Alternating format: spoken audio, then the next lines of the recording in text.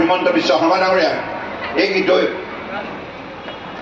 যাক double engine চৰকাৰ বুলি কোৱা হয় এই কাৰ্যকালত 8খন দলং ব্ৰহ্মপুত্ৰৰ বুকুত নিৰ্মাণ হৈছে আৰু দলং নিৰ্মাণ হ'ব। হেল্ল' বন্ধু বান্ধৱীসকল নমস্কাৰ। আশা ৰাখিছোঁ আপোনালোকৰ সকলোৱে ভাল নহয় জানো। তো এইফালে দেখিছেনে আজি আমি ওলাইছোঁ টিংখাঙত মানে বিজেপিৰ ৰাজহুৱা মিটিং আছে। তো সেয়েহে মানে আহি গৈ আছোঁ আৰু ঘৰৰ কাম বন নেওচি হ'লোঁ। তো এইফালে পাগল দেখিছেনে।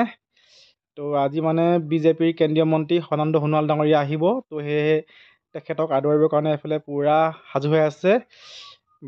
গায়ন তো ঝুমুৰ দল বিহু দল সকলোৱে মানে ৰেডি হৈ আছে। তো আপোনালোকক ভিডিঅ'টো দেখুৱাই থাকিম, আপোনালোকে ভিডিঅ'টো শেষলৈকে চাব বুলি আশা ৰাখিছোঁ। তেন্তে বলক আজি বিজেপিৰ সভালৈ।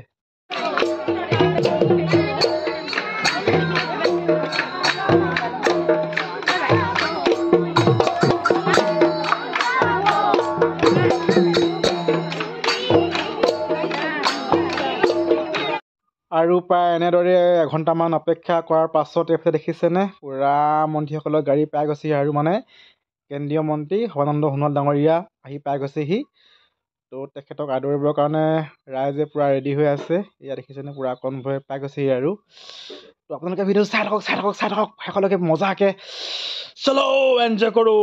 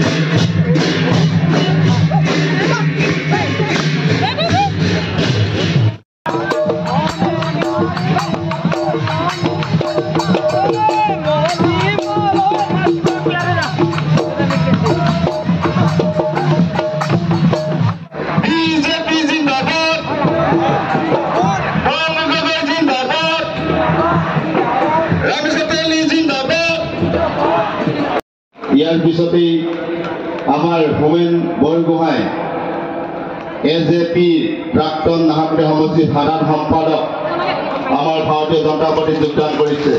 আপোনালোকৰ আগত এয়া সকলো হাততালি দিব। পৰিৱেশ সৃষ্টি হৈছে যে প্ৰতিযোগিতা আৰু প্ৰযুক্তি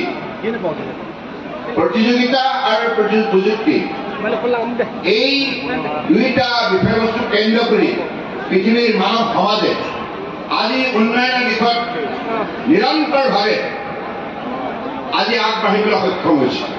গতিকে এই প্ৰতিযোগিতা আৰু প্ৰযুক্তিৰ পৃথিৱীখনত আমিও পিছ পৰি নাথাকোঁ।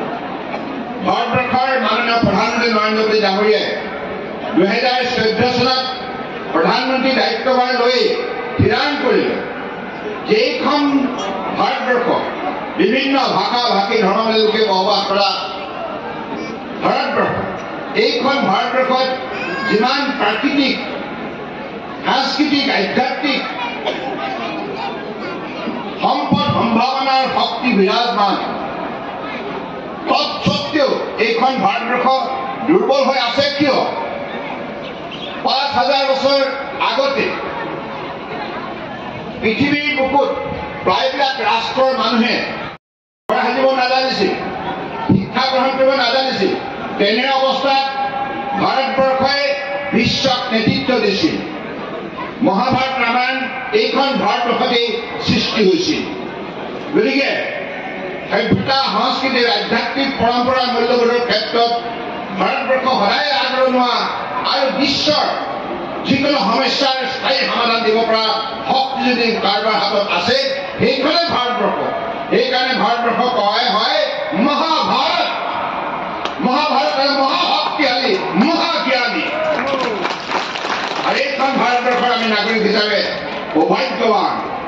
আৰু সেইবাবে বৰ্তমান সুযোগ্য নেতৃত্ব দিয়া নৰেন্দ্ৰ মোদী ডাঙৰীয়াই যোৱা 10 বছৰে কংগ্ৰেছৰ 55 বছৰীয়া শাসনকালত যিমানবিলাক গ্ৰাম্য অঞ্চলৰ ৰাইজক প্ৰতাৰণা কৰিলে, প্ৰবঞ্চনা কৰিলে, দৰিদ্ৰ মানুহৰ নামত আবণ্টিত ধন আত্মসাৎ কৰিলে, ঘৰ হওক, পেঞ্চন হওক, নৱজাতক শিশু হওক, গৰ্ভৱতী মহিলা হওক, বৃদ্ধ বৃদ্ধা সকলোৰে নামত ৰাজহ ভঁৰালৰ আবণ্টিত ধন কংগ্ৰেছৰ কাৰ্যকালত আত্মসাৎ কৰাৰ বাবে তেখেতসকলৰ পাপ লাগিল আৰু জনসাধাৰণে কঠোৰ শাস্তি প্ৰদান কৰিলে।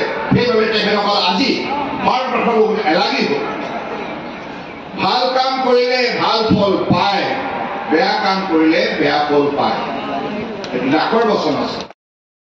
কিমান লাভান্বিত হৈছে, উৎসাহিত মহিলা উদ্যমিতা আছে, লাখ কোটি দিদি, এই সকলোবিলাক। কাৰণ নৰেন্দ্ৰ মোদী ডাঙৰীয়াই জানে তেখেতে ধৰিত্ৰী আই বুলি আমি পৃথিৱীক সম্বোধন কৰোঁ। মাতৃ হৈছে ঋগ্বেদৰ মতে শ্ৰেষ্ঠ গুণ। মাতৃ যেতিয়া শক্তিশালী হয়। আৰু ডক্টৰ হিমন্ত বিশ্ব শৰ্মা ডাঙৰীয়া এই গীত যাক ডাবল ইঞ্জিন চৰকাৰ বুলি কোৱা হয়, এই কাৰ্যকালত 8খন দলং ব্ৰহ্মপুত্ৰৰ বুকুত নিৰ্মাণ হৈছে আৰু দলং নিৰ্মাণ হ'ব। যাতায়াত আৰু যোগাযোগ আগতে এই অঞ্চলতে ধৰক আপোনালোকে জানে, এতিয়া মই অহা ৰাস্তাটো ইমান পকী, ইমান ফিনফিনীয়া ৰাস্তা নহয়।